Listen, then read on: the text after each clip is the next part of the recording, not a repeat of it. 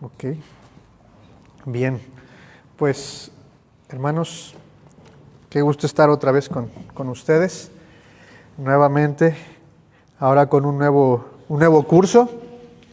Ahora se invirtieron los papeles, le corresponde al pastor Isra dar la materia de teología sistemática, y nosotros en esta ocasión vamos a ver algo un poco más práctico. Ya saben cuál es el curso.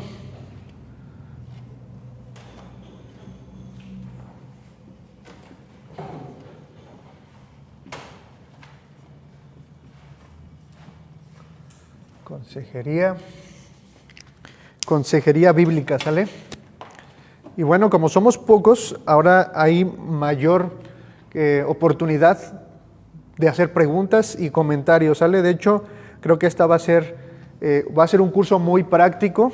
Las clases van a constar de mucha información, pero también tendremos tiempo para poder platicar, para poder contrastar algunas ideas que tenemos, dar nuestro punto de vista. Y bueno, Consejería Bíblica es el curso que vamos a estar llevando en esta ocasión, en este cuatrimestre, y pues el día de hoy solamente vamos a estar viendo una pequeña introducción, ¿sale? Una pequeña introducción acerca de qué es la consejería bíblica y algunas ideas que se tienen en la iglesia del Señor. Y antes de comenzar como tal la introducción, quiero que busquen en sus Biblias dos textos. El primer texto es Primera de Tesalonicenses 5:11. Primera de Tesalonicenses 5:11, y el siguiente es Colosenses 3:16, ¿sale? Primera de Tesalonicenses 5:11 y Colosenses 3:16. Quien tenga el texto lo puede leer, por favor.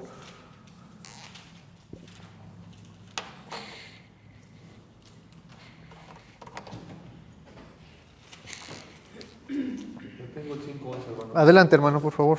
Dice, 1 Tesalonicenses 5:11, dice, por lo cual, animaos unos a otros y edificaos unos a otros, así como lo hacéis. Ok, bien, ahorita vamos a hablar sobre ese texto. El siguiente. Si lo tienen, Colosenses 3:16. La palabra de Cristo en abundancia en vosotros, enseñándoos y exhortándoos unos a otros en toda sabiduría, cantando con gracia en vuestros corazones al Señor, con salmos e himnos y cánticos espirituales. Muy bien, hermanos. Bueno, como tal, no encontramos un texto que haga alusión a esta frase de la cual vamos a estar estudiando en este curso, Consejería Bíblica. Aún así, la idea está presente ahí. ¿De qué manera? Primera Tesalonicenses 5:11 dice, por lo cual, animaos unos a otros y edificaos unos a otros. Colosenses 3:16 tiene una frase que nos interesa, dice, enseñándoos y exhortándoos unos a otros en toda sabiduría. Entonces, la consejería bíblica, la consejería escritural, es una práctica que ya se realizaba desde el Antiguo Testamento. Yo creo que tienen muy marcado en su mente un ejemplo que tenemos en el Pentateuco en cuanto a consejería. Cuando el pueblo de Israel necesitaba consejo de parte de Dios, ¿a quién acudían? A Moisés. Y recuerdan que Moisés por ahí tuvo ciertas complicaciones porque todo el tiempo, todo el día, constantemente estaban pidiéndole consejo. Tanto que su suegro le aconsejó que debía capacitar a varones para que le ayudasen, ¿no? En palabras muy someras, ¿no? Después, igual en la historia de los reyes de Israel, las personas iban en busca de consejo con qué rey, cuando tenían complicaciones. Hay una historia muy curiosa de un bebé. Sí, con Salomón. Salomón, Sí. Salomón, ahí está. en búsqueda de consejo. Y en el Nuevo Testamento, en la era apostólica, encontramos a Pablo y también, sobre todo a Pablo, haciendo alusión a esta práctica, pero con palabras quizás un poco diferentes a lo que estamos viendo ahorita. Por eso los textos que les di: animaos unos a otros y edificaos unos a otros. Ahí está la consejería. Colosenses 3:16, la palabra de Cristo more en abundancia en ustedes, enseñándoos y exhortándoos unos a otros en toda sabiduría. ¿Sale? Entonces, la consejería es una práctica que podemos encontrar a lo largo del relato bíblico. Ahorita vamos a checar una definición, pero quisiera que tuviéramos claro qué es lo que vamos a hacer en este curso y sobre todo qué es lo que vamos a aprender en este curso. Así que anoten el objetivo. Se los voy a dictar. Objetivo del curso, ¿sale? Objetivo del curso. Cuando estén listos me dicen. ¿Sí? Ok. Es sencillo. Que el alumno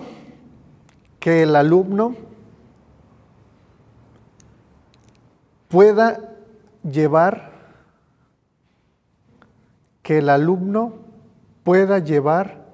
a cabo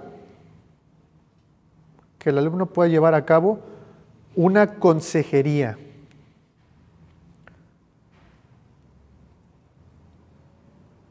Que el alumno pueda llevar a cabo una consejería teniendo las Sagradas Escrituras,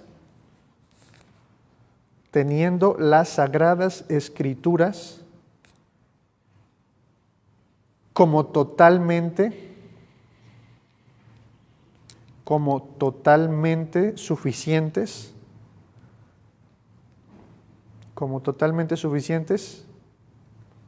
para esta labor. Si se quedaron, me dicen, El alumno puede llevar a cabo una consejería teniendo las Sagradas Escrituras como totalmente suficientes para esta labor. Sí, hasta ahí está. Totalmente suficiente para esta labor. Uh-huh. Entonces, ese es el objetivo del curso, ese es el objetivo que estamos intentando o que vamos a intentar alcanzar, ¿sale? ¿Alguna vez alguno de ustedes ha tenido la necesidad de alguna consejería? Sí. ¿Cómo ven? Sí. ¿Y también alguno de ustedes ha experimentado esta parte donde alguien se acerca a pedirles consejo? ¿Sí? ¿Cómo se han sentido? Pues sí. Hay veces que espiritualmente creo que he estado bien y me he sentido lleno de la palabra y siento que los he ayudado. Y hay veces que siento que es un consejo no muy bíblico, no muy humano. Ok, muy bien, hermano. ¿Igual? No, pues igual, sí, yo no quisiera, bueno, yo quisiera ayudarlos, Uh-huh. pero en verdad, pues sí me falta ese conocimiento de las Sagradas Escrituras, ¿no? Para tener bases, ¿no? Sí. Espirituales, ¿no? Ok, muy bien. Hermana Juani. Perfecto. Entonces creo que todos hemos estado de un lado y del otro. Hemos necesitado de consejo y también se nos ha solicitado consejo. Y pues la idea es que cada uno de los hijos de Dios, cada creyente es potencialmente un consejero. Ahorita voy a explicar por qué es potencialmente un consejero, ¿sale? Y vamos a comenzar, ¿sale? Ya vimos el objetivo del curso, que el alumno pueda llevar a cabo una consejería teniendo las Sagradas Escrituras como totalmente suficientes para esta labor. Y una pregunta que quiero hacerles. ¿La consejería será eficaz para tratar cualquier asunto? ¿Cómo ven? ¿Cómo ven, hermanos? ¿Será eficaz para tratar cualquier asunto? El hermano Orlando dice que sí. Yo también. Hermana, ¿cualquier asunto? ¿Se podrá tratar cualquier asunto que tenga que ver con la vida de las personas, con la consejería? ¿Cómo ve? Bueno, esa es una pregunta que nos hemos hecho, que nos hacemos también, incluso los que ya llevamos años, nos hemos preguntado, bueno, ¿se podrá tratar un problema de adicción, de drogadicción? ¿Se podrá tratar un problema de esquizofrenia? ¿Se podrá tratar un problema, X problema, ¿no? Comenzamos a hacernos preguntas y empieza a crear cierta incertidumbre. Ahora, tener dudas y tener incertidumbre acerca de los alcances y de la capacidad, en el caso muy específico de la consejería, no está mal. No está mal. Nos ayuda a investigar, nos ayuda a prepararnos, nos ayuda a crear convicciones. La pregunta surge, o les hago esta pregunta, ¿por qué razón? Porque en la iglesia, en nuestra iglesia, en su iglesia o en cualquier iglesia, desgraciadamente se ha permeado mucho ideales de la psicología, ¿sale? No sé si han escuchado esta palabra, si han tratado alguna vez con algún psicólogo. ¿Alguien ha tratado alguna vez con un psicólogo? ¿Ha recibido terapia psicológica? ¿Cómo ven? ¿Hermano? ¿Ha estado alguna vez? Bueno, pero sí han escuchado la palabra psicología. ¿Alguien sabe qué quiere decir psicología? Pues sí que es mente, ¿no? Sí. Y logia es de ciencia, ¿no? Sí, ok. Muy bien. Sí, es la ciencia o el estudio de la mente, del alma, de la vida incluso. Entonces, vamos a estructurarlo como las clases anteriores. Vamos a ver un primer puntito, ¿sale? En esta clase de introducción. Y el primer puntito lleva una interrogante.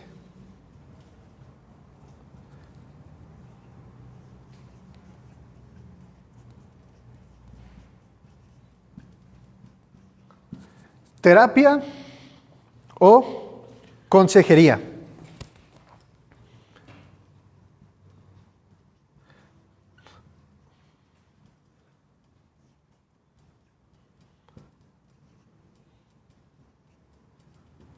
¿Terapia o consejería? Miren, una de las demandas más grandes que tiene el pastorado, que tienen los hermanos que se dedican al pastorado, es la de atender los problemas que están relacionados con la vida de las personas.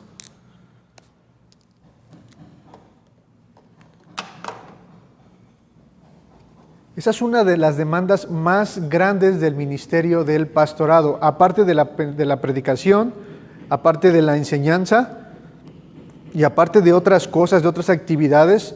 Sobre todo el pastorado está cargado o inclinado a la consejería. No sé si aquí alguien ha tenido la oportunidad de platicar con algún pastor, de estar de la mano de un pastor, y se habrá dado cuenta que los pastores normalmente invierten mucho tiempo en estar atendiendo situaciones de los demás hermanos de la congregación. No sé, usted hermano que está en la iglesia, creo que está está en el liderazgo, no sé si ha tenido la oportunidad de ver esta parte.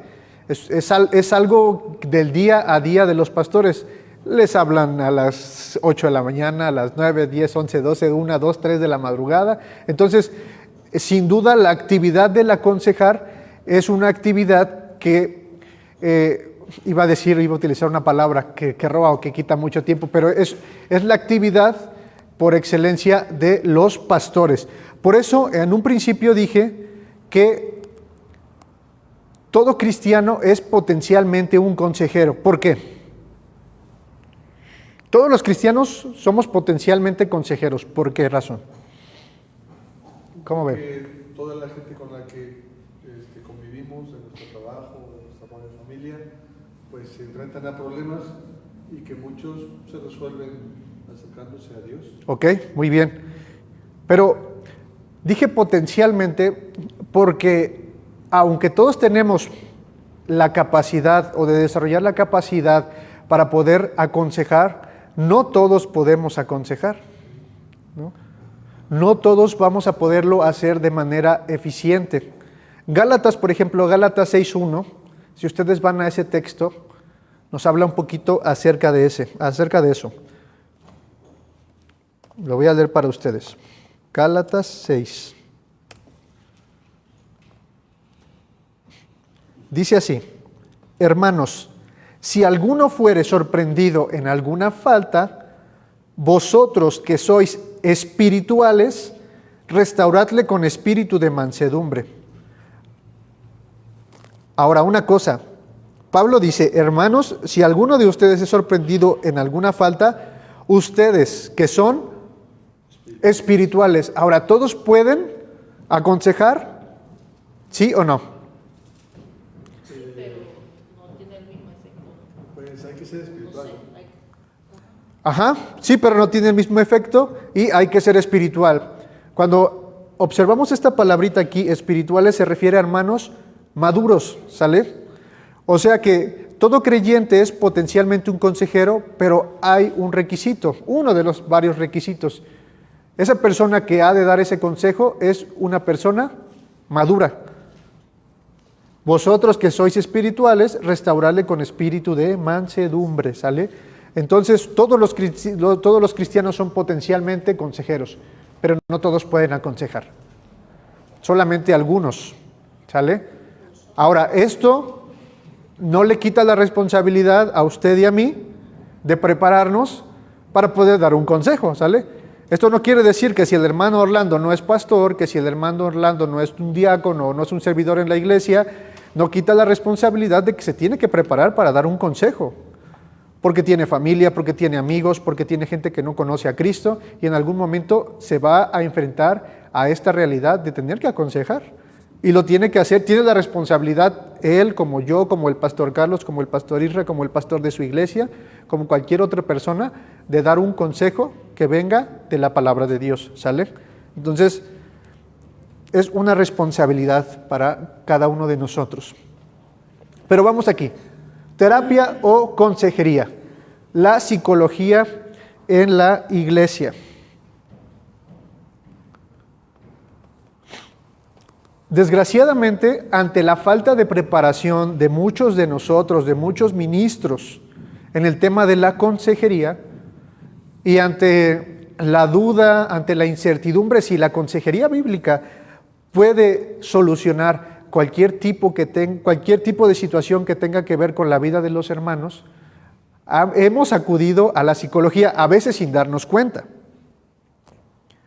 Y al vernos incapacitados, muchas personas lo que han hecho es recurrir a los psicólogos. Entonces, reciben terapia psicológica o psicoterapia. Miren, les voy a poner un ejemplo de algo que viví yo con un familiar. Hace mucho tiempo estábamos asistiendo a unas reuniones de matrimonios. Y bueno, en estas reuniones de matrimonios, como en cualquier reunión de la iglesia, pues se oraba, había una enseñanza y todo. Y en una ocasión yo invité a una persona.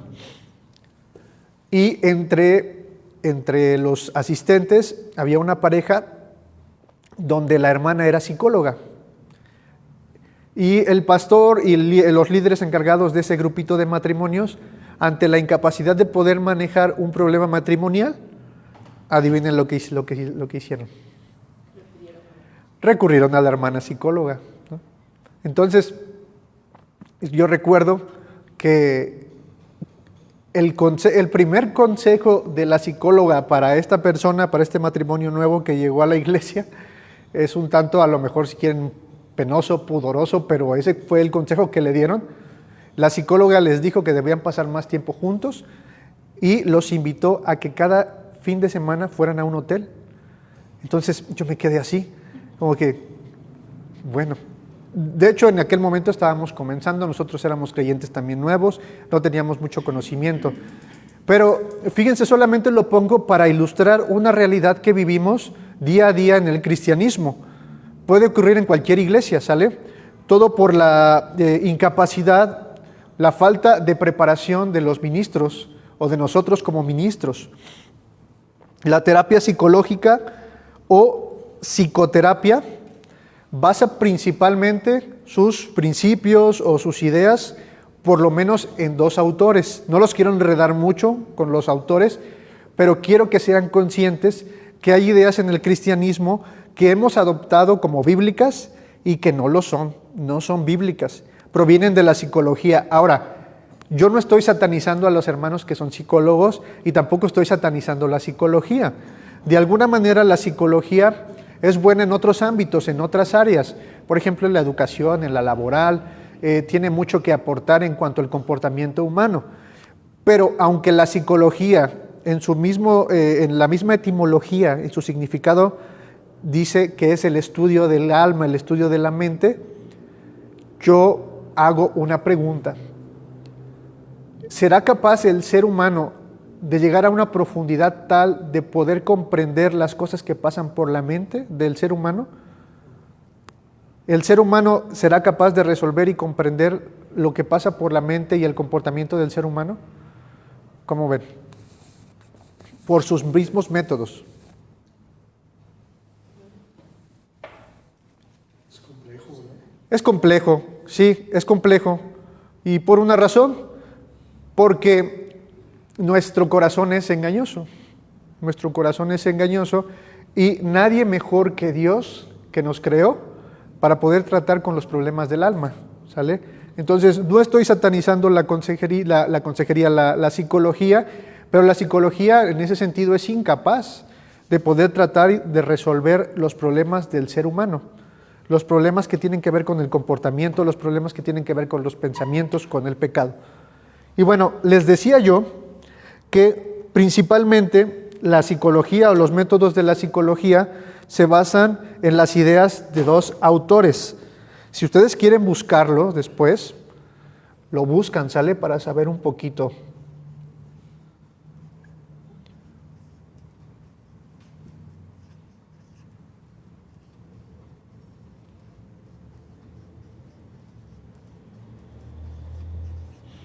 Estos dos autores, ¿sale?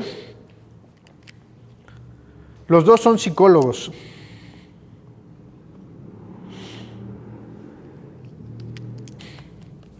Si alguna vez usted tiene la oportunidad de platicar con algún psicólogo, se va a dar cuenta que muchas de las ideas que tiene esta persona surgen a raíz de los estudios y de las ideas de estos dos psicólogos. Sigmund Freud y Carl Rogers. Sigmund Freud. ¿Qué pensaba Sigmund Freud? Era un psicólogo, un terapeuta,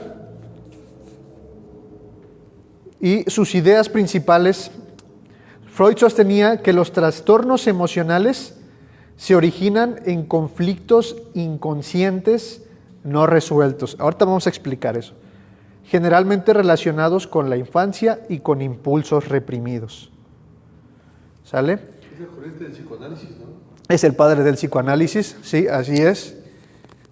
Bueno, Sigmund Freud, en pocas palabras, lo que dice es que si usted y yo tenemos un problema de comportamiento, un problema que nos ha generado dificultades en nuestra vida, seguramente fue o es porque en nuestro pasado estamos escondiendo algo que de manera inconsciente hace que nosotros nos comportemos así. No sé si me explico en este punto.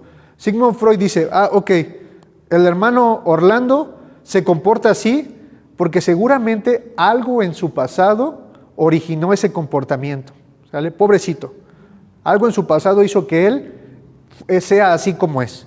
No, el hermano Israel Olivares es muy, es muy presumido, por así decirlo, ¿no? Un ejemplo, es muy presumido porque en su infancia no tuvo, no sé qué, algo así, ¿no? Sigmund Freud lo que trataba de hacer, en pocas palabras, era ir a algo que se conoce como el inconsciente, para ver qué es lo que ocasionaba que fulanito se comportara de esa manera. ¿Y cómo lo hacía? Bueno, lo hacía por interpretación de sueños, lo hacía por medio también de la hipnosis. Hay otro método que utilizaba que consiste en poner a las personas a decir cualquier cosa, cualquier palabra, y que a través de toda esa palabrería que las personas fueran diciendo, él pudiera detectar algo que le dijera el porqué de su comportamiento, ¿no? Entonces, pues sí está medio raro, ¿no? ahí su método. Pero bueno, ese es el método de Sigmund Freud. Carl Rogers, él es el padre del humanismo. ¿Y cuáles eran las ideas de Carl Rogers? Bueno, Carl Rogers decía que el hombre es fundamentalmente bueno. El hombre por sí mismo es bueno. Eso es lo que decía Carl Rogers. El hombre siempre está orientado hacia un crecimiento en todos los sentidos. Eso decía Carl Rogers. Y otra cosa también, que el hombre es capaz de autodirigirse. Que el hombre es capaz de poder solucionar sus problemas por sí solo. ¿Cómo ven estas ideas, hermanos? ¿Les suenan? ¿Les parecen correctas? ¿Cómo ven? Sigmund Freud dice, hay algo dentro de ti que hace que tú te comportes como te comportas. Carl Rogers decía, tú eres bueno y tú tienes la capacidad de poder dirigirte hacia la solución de tus problemas. Eso es básicamente lo que decían. ¿Cómo ven? ¿Se escucha bien? ¿Se escucha mal? De Carl Rogers no concuerda con que en el Señor está el enderezar nuestros pasos, ¿no? Ok, muy bien. Por ejemplo. Y el inciso A de Sigmund Freud puede ser que podríamos autojustificar todos los pecados o todas las conductas humanas, ¿no? Perfecto, hermano. Muy bien. Hay una palabrita que hace la diferencia en todo esto. Y eso lo vamos a ver después, ¿sale? Solamente estamos viendo una pequeña introducción. Tomando de ejemplo lo que dice el hermano y lo que dice Sigmund Freud, es que nosotros tenemos o nos comportamos de cierta manera porque algo nos ocurrió en el pasado y eso detona que nosotros nos comportemos de esa manera. Ahora, ¿quién es responsable de mi comportamiento? Por ejemplo, si a usted llega una persona y le dice, ¿sabe qué? Pues tuve un problema, no pude contenerme y golpeé a mi esposa. Y de repente esa misma persona sigue hablando y dice, es que yo cuando era chico sufrí de violencia, yo vi cómo golpeaban a mi mamá y yo vi cómo mi papá también golpeaba a mis hermanos y me golpeaba a mí y yo crecí con eso y esto y ahora creo que yo estoy haciendo lo mismo que mi papá. ¿Quién es el responsable ahí? Sigue siendo la persona. Pero si se fijaron bien, supongamos que yo llego con ustedes y les empiezo a contar esto. Y es que yo golpeé a mi esposa, pero yo la golpeé porque mi papá me golpeaba y golpeaba a mi mamá. Exactamente. Hay una palabra que hace la diferencia en todo esto, hermanos, en la consejería. La responsabilidad. ¿Sale? Responsabilidad.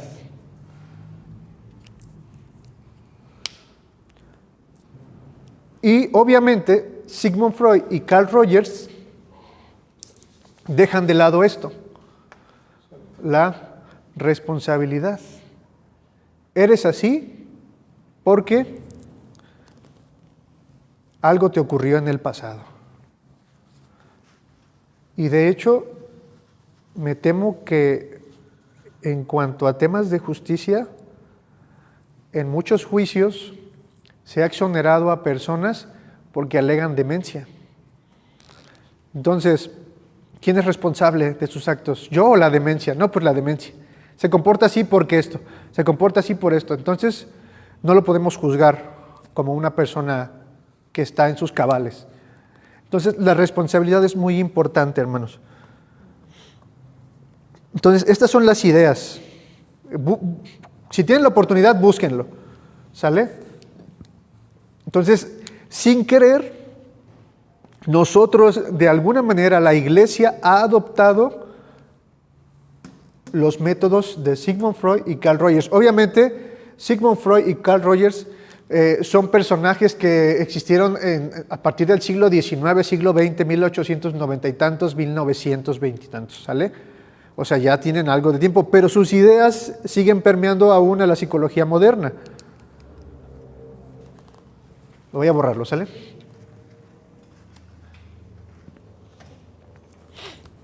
Hay un autor, a lo mejor ya lo han escuchado, tiene un librito, bueno, tiene varios libros, pero en uno de ellos resume muy bien las ideas de Sigmund Freud y Carl Rogers, que incluso parecen hasta piadosas, parecen hasta cristianas, ¿no?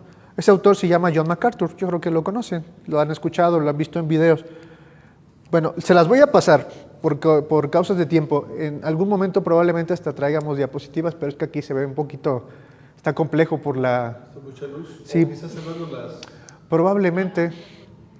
Les voy a pasar, o escuchen las ideas que John MacArthur resume a partir de los métodos de Freud y de Rogers. Su primera idea: la naturaleza humana es básicamente buena. No, hermano, no, hermana.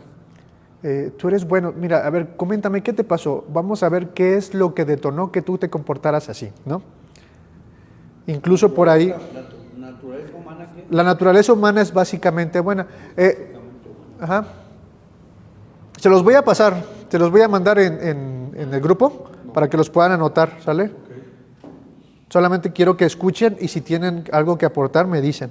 Otro punto: las personas tienen la respuesta a sus problemas dentro de sí mismas. Ese es otro punto. Otro: la clave para entender y corregir las actitudes y acciones de una persona yace en alguna parte de su pasado. ¿Cómo ven? O sea, eso suena muy bien. O sea, suena como con un 90 y tantos % de verdad, ¿no? ¿Por qué eres así? ¿Por qué te comportas así? Incluso nosotros mismos, autoexaminándonos, nos preguntamos a veces, ¿por qué soy así? Ah, ya di. Sí, porque mi papá me trataba así, porque mi mamá, porque yo sufrí mucho, ¿no? Nos autocompadecemos. Y dices, bueno, sí tiene sentido, entonces por eso soy así. Pero vamos a ver que no es así. Los problemas de los individuos son el resultado de lo que alguien les ha hecho. Y ciertamente nosotros presentamos cierto comportamiento a raíz de lo que las personas hacen o nos hacen a nosotros, ¿no? Porque sería mentira decirles que si un hermano me ofende no me voy a sentir mal o no voy a reaccionar. ¿O cómo se sienten ustedes cuando algún hermano los ofende? O cuando algún hermano les hace algo, les dice o los traiciona, no cumple sus expectativas. Obviamente sí nos afecta, ¿no? Pero desgraciadamente eso no es excusa. Otro: los problemas humanos pueden ser puramente psicológicos en su naturaleza, sin relación con ninguna condición espiritual o física. Es decir, no, pues es que el hermano tiene una condición de, no sé, ¿han escuchado el TDAH ustedes? ¿Han escuchado ese término? Trastorno de déficit de atención e hiperactividad. Antes no se nos catalogaba con eso, antes decían era muy travieso, ¿no?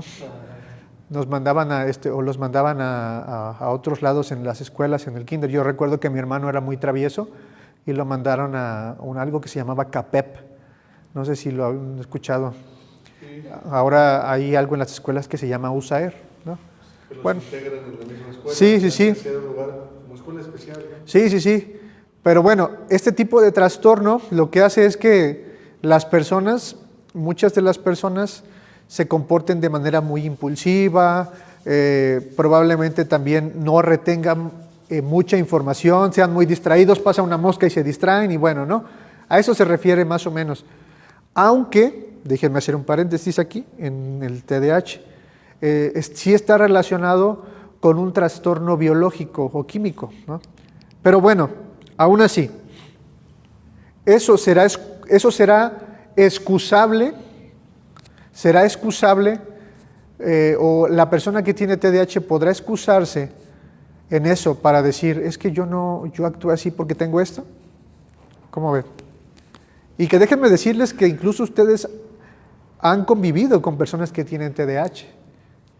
Hay personas que lo tienen en mayor o en menor medida. Hay un texto, lo vamos a buscar.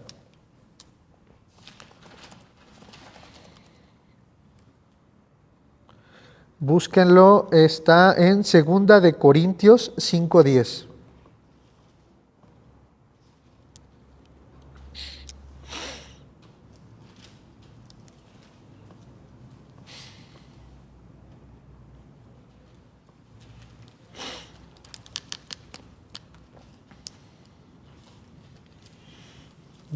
¿Ya lo tienen?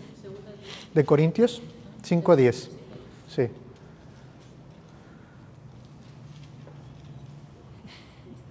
Si lo tiene hermana Juani, lo puede leer en voz alta, por favor.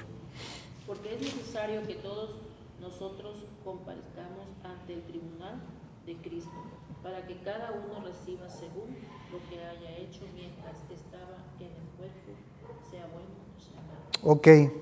¿Qué nos dice ese texto, hermana Juani? Que tenemos que dar cuenta Ajá, ¿de qué? de todo lo que De todo lo que hayamos hecho, ¿no? O sea, nadie, bueno, excepto aquellos que no son conscientes, y hay casos que las personas que no son conscientes, pero dice que todos compareceremos por todo lo que hayamos hecho en esta vida, sea bueno o sea malo. O sea, somos inexcusables. Hebreos dice que está escrito para los hombres que mueran una sola vez y después de esto, el juicio. Entonces, todos, absolutamente todos, vamos a ser juzgados por lo que hayamos hecho en esta vida, sea bueno o sea malo. Entonces no hay excusa. Los ideales de Rogers y de Freud son contrarios a lo que la Biblia nos dice. Entonces dice, los problemas humanos pueden ser puramente psicológicos en su naturaleza, sin relación con ninguna condición espiritual o física. Para ellos no existe el pecado, ¿sale? Para Freud y para Rogers. Solamente tiene que ver con cuestiones psicológicas, mentales, pero no espirituales. Otro punto. Los problemas profundamente arraigados solo los puede resolver un profesional mediante el uso de terapia. Y volvemos a lo del principio. Desgraciadamente, la falta de capacitación en las escrituras y en la consejería nos lleva a mandar a hermanos con el psicólogo, porque somos incapaces de poder resolver este tipo de problemas. Y esto nos ocurre a todos. No sé si ustedes se han topado con personas que les han pedido qué hacer ante un problema de adicción, ¿no? ¿Qué es lo primero que hacemos? No, pues, bueno, hay un ministerio que es de AA y de los 5 pasos, ¿no? Entonces, gracias a Dios, y Dios en su misericordia, en su gracia, ha permitido que muchas de esas personas lleguen a la salvación. Muchas de esas, de hecho, entre nosotros hay hermanos que por misericordia del Señor conocieron, escucharon el Evangelio y están con nosotros, ¿sale? Pero ante la incapacidad de la iglesia, eso es lo que hacemos, mandar a los hermanos al AA, y hay otro sinfín de grupos que los atienden, porque no estamos capacitados para poder aconsejar y porque creemos lo que nos dicen, que solamente puede ser tratado por un profesional, ¿sale? Y que déjenme decirles, muchos de nuestros hermanos en Cristo están en ministerios que están tratando con problemas de adicciones. En Jalapa hay varios. Yo tengo un amigo que tiene relación con muchas casas, ¿cómo se les dice? Con muchos anexos. Creo que usted conoce a uno, hermano, de SSX, ¿no? Adair. Ajá. Entonces son hermanos que aman profundamente al Señor y que han dedicado, probablemente motivados por su experiencia, han dedicado su vida a querer apoyar a estos hermanos, ¿no? Pero no caigamos en la mentira de que nosotros somos, más bien que la Escritura es insuficiente e incapaz de poder tratar con estos problemas. Sí se puede. Y el último punto es, las Escrituras, la oración y el Espíritu Santo son recursos inadecuados y simplistas para solucionar ciertos problemas. O sea, esto no sirve, ¿no? Esto se tiene que tratar con terapia. Esas son las ideas que desgraciadamente han entrado en la mente de muchos de nosotros, de muchos cristianos, incluso de pastores. ¿Y cómo ven, hermanos? Pero bueno, eso es la psicología en la iglesia, ¿sale? Vamos con el siguiente puntito. Les voy a mandar todos estos puntos, ¿sale? Para que los anoten, si quieren, hacen sus apuntes en limpio, como ustedes gusten. Punto número 2.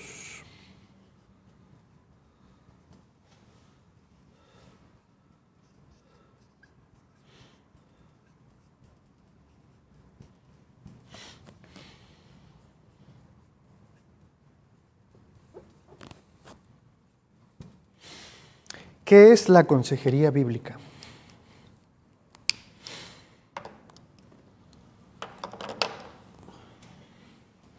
Apunten. ¿Listos? Sí. ¿Qué es la consejería bíblica? Es la práctica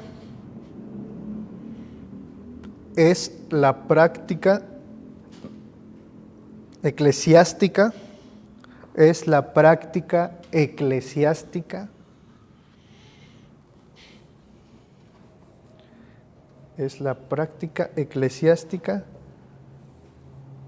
de orientación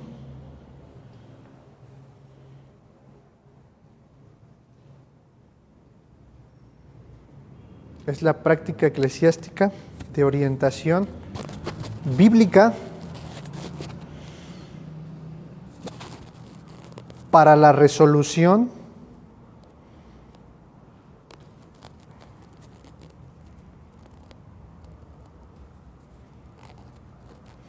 es la práctica eclesiástica de orientación bíblica. Es la práctica eclesiástica de orientación bíblica para la resolución de los problemas de la vida.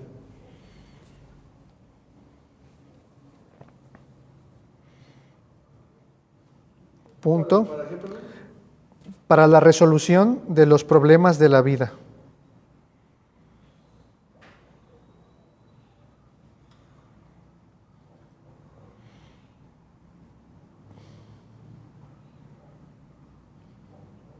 Punto. Su principal propósito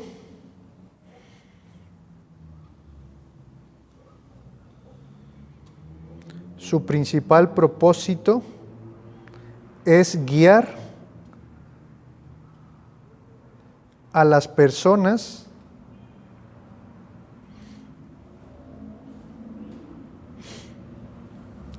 su principal propósito es guiar a las personas a una transformación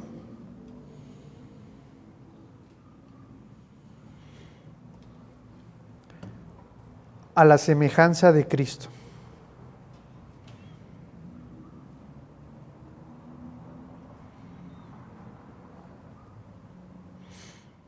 Punto y final. Lo voy a leer de nuevo. Es la práctica eclesiástica, es decir, de la iglesia, de orientación bíblica para la resolución de los problemas de la vida. Su principal propósito es guiar a las personas a una transformación a la semejanza con Cristo. ¿Qué puntos destacan en esa definición? Bueno, el más importante de ellos, no lo anoten, si quieren nada más escuchen. El punto principal, y ese punto es en el que debemos sentar las bases de nuestra consejería, es el punto en el que debemos pedirle a Dios que ayude a nuestra incredulidad, y es que la Escritura es suficiente y autoritaria, y es la fuente de toda sabiduría para la consejería, ¿sale? Vamos a ser tentados, hermanos, en consejería, a recurrir a la sabiduría humana. y es una tendencia natural. Nuestra labor y con lo que debemos luchar es en confiar en que la Biblia es suficiente para la resolución de cualquier conflicto que tenga que ver con la vida de las personas, con su comportamiento. Otro punto importante en esta definición, dice, es la práctica eclesiástica. ¿A qué se refiere eso? ¿Qué se da en la iglesia? Exactamente. La consejería bíblica es exclusiva de la iglesia, es de la iglesia para la iglesia. Y esto es muy importante, hermanos. Cuando tenemos alguna circunstancia, algún problema de cualquier tipo, incluso problemas entre hermanos, en muchas ocasiones, aprovechándose de que en nuestra ciudad o municipio hay muchas iglesias, lo que hacemos es ir y pedir consejería en otro lugar, en otra iglesia. Digo, no está mal en ocasiones, pero a veces el problema tiene que ver con un conflicto entre hermanos. ¿Y cuál es la solución cuando hay un conflicto entre hermanos? Ir y contarle al pastor de la iglesia fulanita de tal que tengo un problema y contarle mi versión de la historia, o ir y tratar de solucionar el problema dentro de mi iglesia. ¿Cómo? Dentro de la iglesia. El Señor dice, si tu hermano peca contra ti, ve estando tú y él a solas, apercíbele de su pecado, y si se arrepiente has ganado a tu hermano. Entonces, eso es muy importante también. La consejería es para la iglesia, de la iglesia para la iglesia. Y obviamente esto ocurre en mayor medida en el ministerio pastoral. Las personas acudimos normalmente a los pastores o a aquellos hermanos que consideramos que tienen mayor sabiduría, que son más, ocupé una palabra hace ratito, que son más maduros, ¿sale? Entonces, esto es muy importante, hermanos. Si usted tiene una iglesia, si yo tengo una iglesia, debemos aprender a valorar el tesoro que el Señor nos ha dado, que es la iglesia misma. Vamos a ver eso después también. Entonces, y otra cosa, otro punto importante, dice su principal propósito es guiar a las personas a una transformación a la semejanza con Cristo. La psicología lo que trata es de cambiar nuestro comportamiento, cambiar cómo es que nos relacionamos y cómo es que nos comportamos ante la sociedad, por decirlo así. O sea, solamente se trata de algo externo, ¿sale? Si yo logro que mi hermano Orlando deje de decir groserías, psicológicamente está bien, ya, ¿no? Si yo logro que Israel Olivares deje deje cierta adicción, está bien. Simplemente en apariencia está bien, ¿sale? Pero no, la consejería bíblica va más allá. No solamente se preocupa por lo externo, la consejería bíblica se preocupa por lo interno, por el corazón. Es decir, la consejería bíblica es como si fuera una especie de discipulado intensivo y tiene el propósito de que yo nos parezcamos cada día más ¿a quién? Al Señor, a Cristo, ¿sale? Tiene propósitos de santificación. ¿Cómo ven, hermanos? Si tienen dudas, si tienen hacer un comentario, adelante, Entonces, eso es la consejería bíblica en pocas palabras. Es una práctica de orientación bíblica, teniendo las Escrituras como totalmente suficientes y autoritarias. Y tiene propósitos de santificación. Ahora vamos a ver algunas ideas equivocadas de la consejería.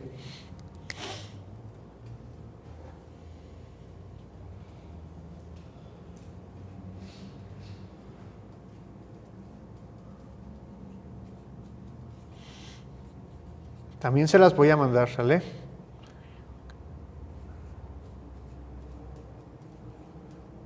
Ahora en este módulo tenemos media hora menos.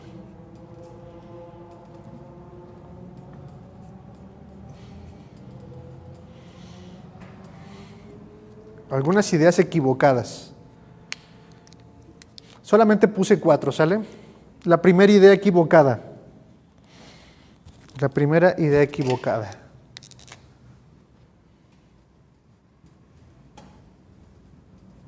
Es solo decir versículos. ¿Cómo ven, hermanos? Aconsejar bíblicamente, ¿se tratará solamente de decir solo versículos?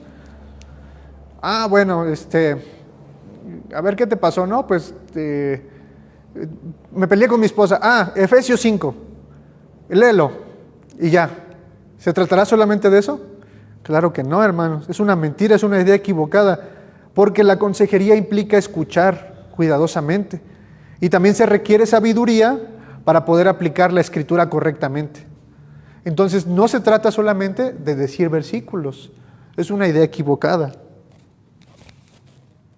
Otra idea también, y esta es algo, podría resultar controversial.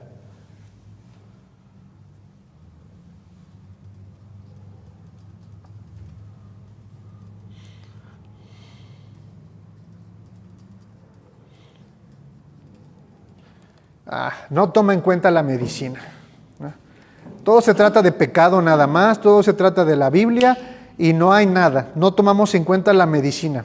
¿Cómo ven? Es un error también, porque la consejería reconoce de manera integral a las personas. Es decir, no todos los problemas, hermanos, están solamente relacionados únicamente con el pecado. No todos. Hay personas que tienen algunas complejidades que tienen que ver con su biología, con la cuestión de neurotransmisores, cosas que tienen que ver con medicamentos. Por ejemplo, hace poco conocí el caso de una persona conocida, esa hermana en Cristo, que pasaba por periodos de depresión constantes.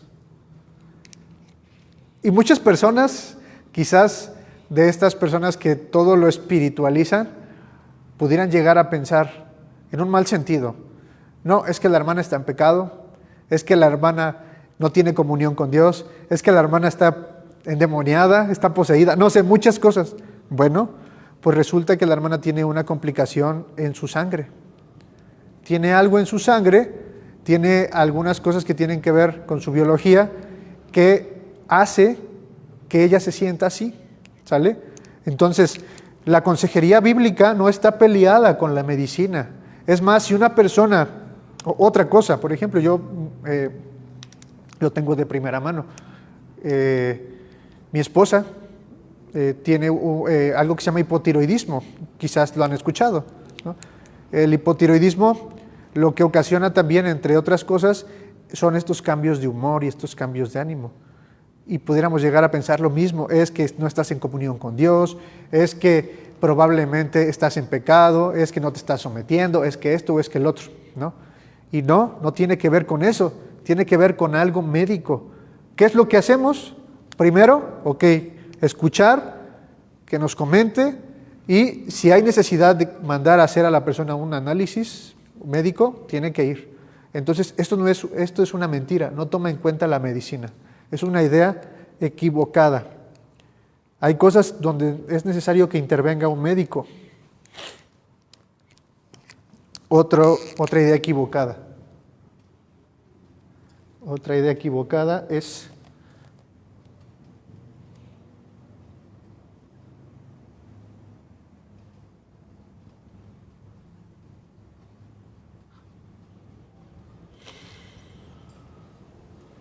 solo moralismo religioso. Solamente van a la iglesia a pedir consejo porque pues solamente quieren que te portes bien y ya. Eso lo puede hacer un psicólogo. No sé para qué vas ahí. Solo es moralismo religioso. Quieren que cumplas los mandamientos, quieren que obedezcas a Dios, quieren que dejes de tomar, quieren que dejes de ir a fiestas. Todo eso. No, es una mentira.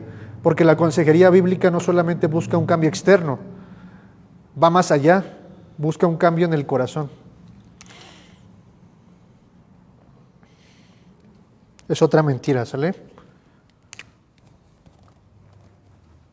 La cuarta. Vamos bien.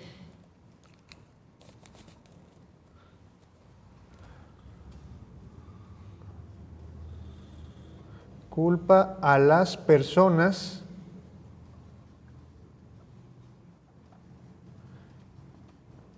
por todo lo que les pasa. Esta es otra idea equivocada. ¿Para qué vas a la consejería? Te van a decir lo mismo, que el problema es tu pecado. Te van a decir lo mismo, que tú estás así porque tú quieres, porque tú tienes la culpa. Y es una mentira, porque en la consejería también reconocemos la responsabilidad por las propias acciones, pero también reconocemos las acciones que otros cometen hacia nosotros o hacia ustedes. Lo importante aquí en la consejería, el enfoque central de la consejería es el Evangelio. El Evangelio es un mensaje de gracia y de perdón. La consejería no culpa solamente a las personas, o sea, no solamente nos culpa a nosotros por todo lo que nos pasa. Claro que sí tenemos responsabilidad, pero también reconoce las acciones que otros ejercen hacia nosotros, ¿sale? No, la consejería no se trata de, tú tienes la culpa, tú eres pecador, esto te pasa por pecador, y así, ¿no? No podemos reducirlo a eso. También reconoce las acciones que los demás ejercen sobre nosotros. Pero siempre nos va a llevar al Evangelio. Y si alguien hace algo hacia nosotros, ¿qué es lo que debemos hacer? ¿Qué es lo que debemos hacer si mi hermano me ofende? Señor, ¿cuántas veces he de perdonar a mi hermano que peca contra mí? Hasta 7 veces, no te digo que hasta 7, sino hasta 70 veces 7, ¿no? Entonces siempre nos va a llevar al Evangelio, al perdón, a la gracia. Como nosotros hemos sido perdonados, también debemos perdonar. Y bueno, pues a grandes rasgos, esta es la introducción a este pequeño curso, porque hay mucha información acerca de consejería bíblica, acerca de este tema, pero vamos a estar viendo varios aspectos muy importantes y que tienen que llevarnos a cumplir el objetivo, que es que usted y que yo tengamos y seamos capaces de poder aconsejar de manera bíblica, creyendo, teniendo enraizada esta idea de que las Escrituras son suficientes para aconsejar. Esa es la convicción que Dios quiere generar en nosotros. Ahora, vamos a checar. ¿Puedo borrar esto? ¿Qué vamos a ver en el curso? Bueno,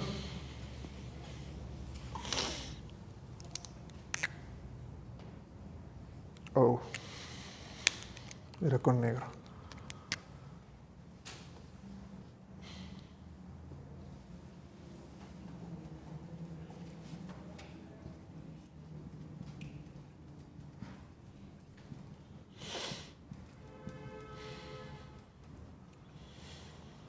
Ese sí se los voy a mandar, ¿sale?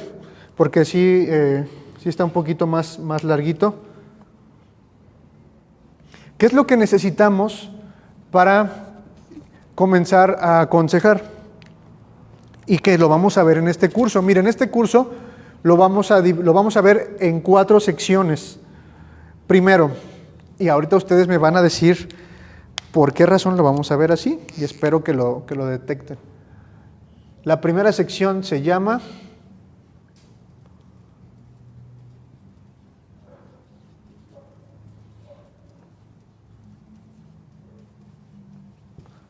Fundamentos teológicos.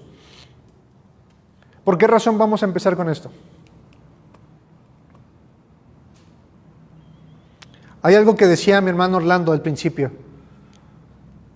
Porque necesitamos estar bien cimentados en cuanto al conocimiento de la palabra de Dios y de la doctrina. Miren, la teología sistemática no lo es todo, pero es la base de.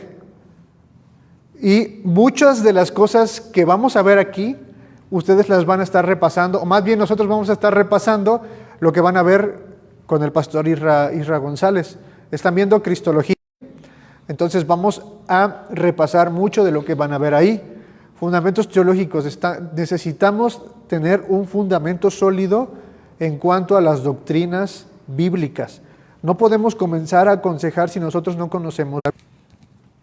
Y si la Biblia no es nuestra fuente infalible de verdad.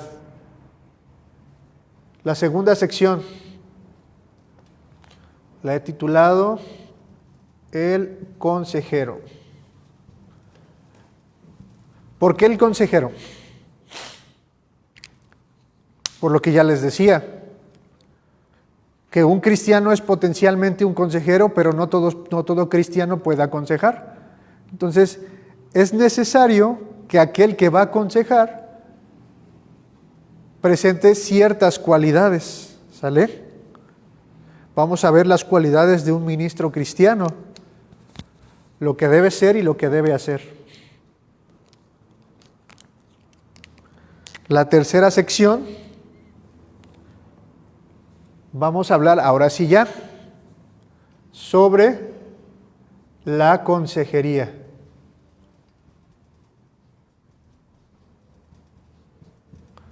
La consejería.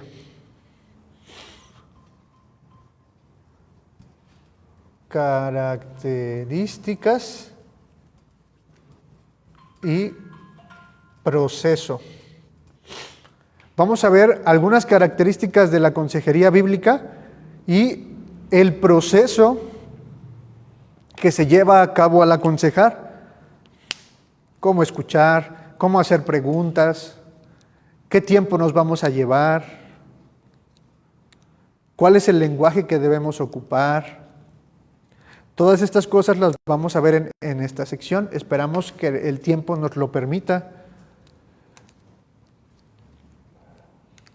Vamos a ver por ahí algo muy importante que tiene que ver con una palabrita que se llama nutesis. Eso lo vamos a estar viendo más adelante. Y la cuarta sección. Una vez que tenemos fundamentos sólidos teológicamente, doctrinalmente, una vez que sabemos cuáles son las cualidades de aquella persona que va a aconsejar y que hemos conocido algunas características de la consejería y el proceso, entonces vamos a llegar a este punto.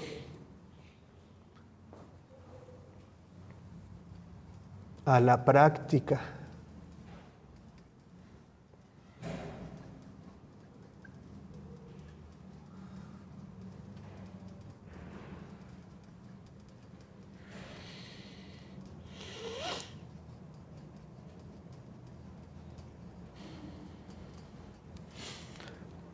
Problemas comunes que requieren consejería. ¿Cómo qué problemas? Problemas matrimoniales. La rebeldía del hijo, no saben cómo educar. Exactamente, probablemente no vamos a abarcar todo, ¿sale? Porque hay muchas cosas, pero confío en el Señor que el curso nos ayude a poder abordar cualquier problemática dentro de la iglesia, ¿sale? Vamos a ver, entre los principales hay problemas en el matrimonio, problemas con la ira, problemas con depresión, adicción a sustancias, pecados sexuales, e incluso vamos a llegar a un punto que probablemente parezca complicado, pero vamos a hablar un poco acerca de esquizofrenia, ¿sale? Entonces, esto lo vamos a ver en la cuarta sección. Ya al final nos vamos a llevar por lo menos unas 5 o 6 sesiones, o sea, semanas. Entonces, pues, este es un panorama general del curso, ¿sale? Para que lo vayan viendo. Obviamente, son 4 secciones, cada una con diferentes clases, ¿sale? Lo vamos a estar checando. Y bueno, pues ahora sí, hermanos, llegamos al final de esta introducción. No sé si alguien quiera comentar algo. ¿Cuáles son sus expectativas? ¿Qué es lo que esperan acerca del curso? ¿Cómo ven la información de la que estuvimos platicando ahorita durante esta hora? ¿Algo que quieran aportar? Hermano Orlando, hermano. Es sumamente importante, ¿no? Porque si hay algo a nivel ya cerebral, algo que requiere un psiquiatra, nosotros vamos a querer estar aconsejando con la Biblia, cuando lo que debe ser es canalizado a un médico. Exacto. Entonces creo que en el curso vamos a poder detectar todo eso, ¿no? Sí. Y si se va a poder o si no se va a poder, pues canalizarlo, ¿no? Me imagino a alguien, por ejemplo, que está en riesgo de su vida, de que se quiere suicidar, y es una responsabilidad también para la iglesia, para nosotros, ¿no? Entonces, pues creo que es muy necesario y pues aconsejar bien, ¿no? Porque creo que a veces lo hacemos como... Sí. De hecho, se me viene a la mente algo que comentaba el pastor John MacArthur sobre un caso de suicidio, bueno, más bien de depresión. Llegó una persona muy deprimida, ya con algunos intentos de querer suicidarse, y la empezaron a tratar, pero ya llegó con una depresión muy avanzada.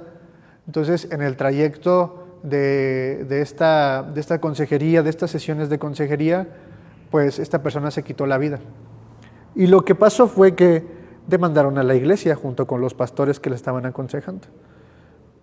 Y resulta que los familiares acusaban a la iglesia de incompetencia y de tratar de un maltrato de este tipo de trastornos. Y en el juicio, al final, la iglesia salió bien librada, ¿no? Encontraron que los pastores hicieron su trabajo, pero en el juicio salió a la luz que esta persona fue con muchos psicólogos, con muchos psiquiatras, y que ninguno de ellos fue capaz de poder apoyarle o abonar a la mejoría de su estado, ¿sale? Entonces, no es que la consejería bíblica haya fallado, sino que esta persona ya llegó en un momento en el que ya había sido tratada, o si usamos palabras más coloquiales, ya había sido manoseada su situación por personas que ocuparon métodos humanos, ¿no? Métodos psicológicos para tratar de resolver un problema que tiene que ver con el alma. Entonces, sí lo vamos a checar, vamos a ver algunas cosas de esas, y pues espero, hermanos, que en la medida que vamos avanzando, nosotros vayamos reconociendo también la incapacidad que tenemos de manera humana para poder tratar de resolver, y que vayamos confiando más en lo que la Escritura dice que debemos de hacer, ¿no? Siempre cuando ocurre una situación, siempre lo que preguntamos al final, o lo que hacemos al final, es preguntarnos, bueno, ¿y qué quiere Dios que haga yo, no? Entonces, eso es lo complicado. ¿Alguna otra cosa que quieran comentar, hermanos?